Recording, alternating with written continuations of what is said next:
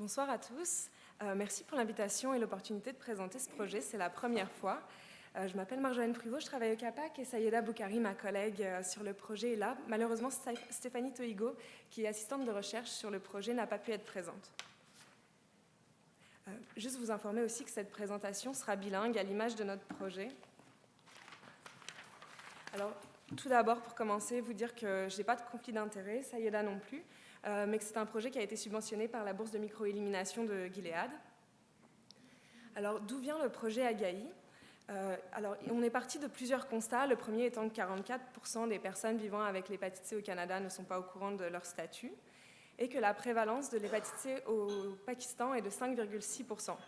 Sachant qu'au Québec, 62% des personnes qui se déclarent d'origine pakistanaise sont de première génération et que 98% d'entre elles vivent dans l'agglomération montréalaise. C'est des statistiques qui datent de 2011. On a décidé de s'intéresser particulièrement à cette communauté pour ce projet-là et aussi en prenant compte du facteur que les immigrants et les nouveaux arrivants constituent un groupe vulnérable qui représente 35% des cas d'hépatite C, mais qui est très souvent négligé.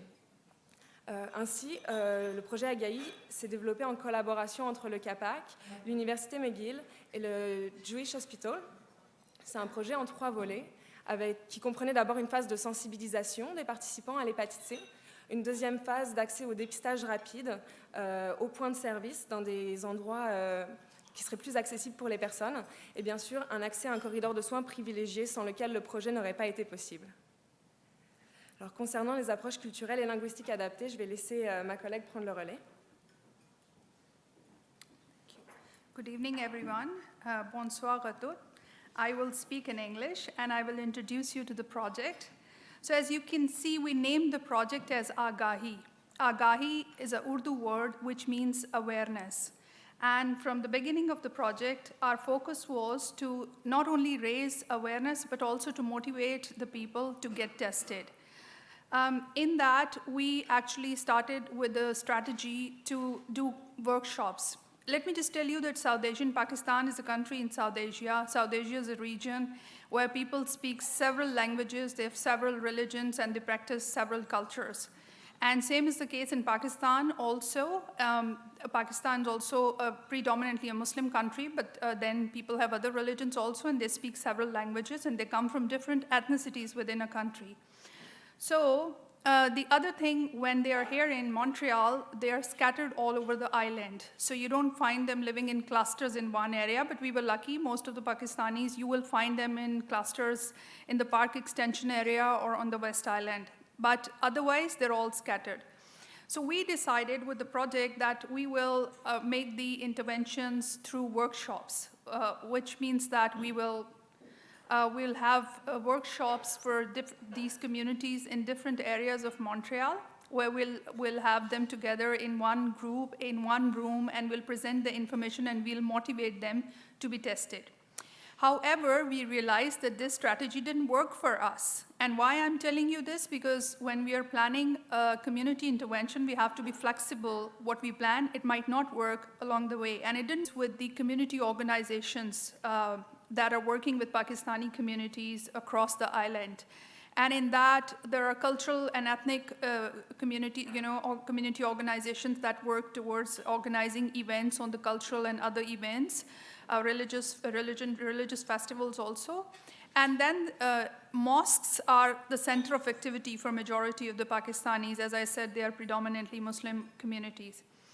So what we did that we made linkages with key community representatives. Each community, ethnic community, immigrant community, usually they have key representative in their community. So we used this path, So we made contacts and linkages with the representatives, and then they connected us with their communities, their clients. And that is how we were able to access the community.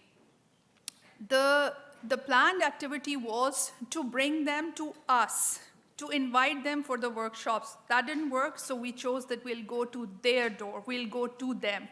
So what we did actually that we targeted the cultural events, the festivals, the happenings, the events, and we were lucky in that because most of the activities of the project were held during the months of summer. where Pakistanis have different celebrations going on. In the month of August, for example, they have their Independence Day celebrations. They have Eid, and they have different picnics and different activities. Ramadan also come during the month of, now it is coming in May and June, and this is the time when a majority of them get together in mosques. So we were lucky to make those linkages. And we were able to go to their doorsteps instead of inviting them over to our places. That is one thing that has worked for us. Now for the knowledge dissemination, I would want to share with you that we also identify different knowledge gaps. My background as a Pakistani, of course, has helped because I have research and both, community work experience with my communities, not here only, but in Pakistan also. So from the very beginning, I knew some of the knowledge gaps, but during the project, I also identified different other knowledge gaps which, existed, or misperceptions, I would say, in the project. So what we actually did that, we published all the materials in Urdu language. We have hired the nurses who did the testing. They spoke the language of the community, so that was kind of easy for the people to connect with. And I would also want to share that while doing this, we had some challenges also. One of the challenges was gender-based challenge, in which I had to engage my husband as volunteer to be present there, because at times men would want to talk to men only. They wouldn't want to, and most of our team members were women, so we had that challenge. When you go to the mosque, you need to have a man.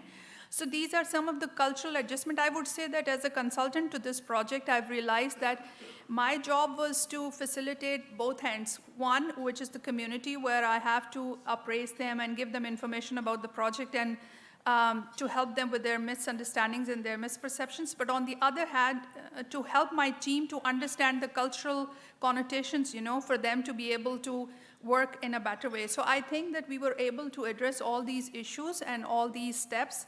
Now, Marjolaine will appraise you on the findings of the research, and then we'll come back to the conclusions. Thank you. J'ai pas l'impression que ça marche. Ok, parfait, merci. Je vais passer rapidement sur les résultats de la recherche scientifique. L'objectif était d'adresser à la fois un enjeu clé de santé publique pour les nouveaux arrivants et les immigrants, et évaluer les connaissances en matière de VHC, ainsi que la séroprévalence au sein du groupe de personnes qu'on allait rencontrer.